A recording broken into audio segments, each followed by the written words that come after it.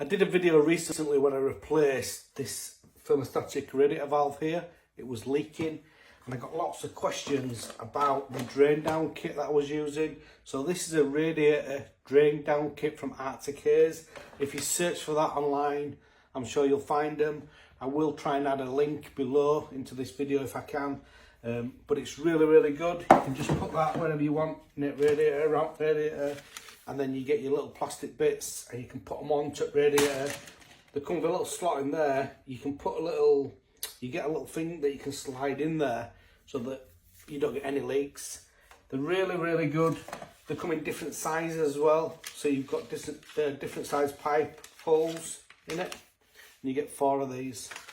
So yeah, if you use one of these kits, put a comment below, let me know what you think to them.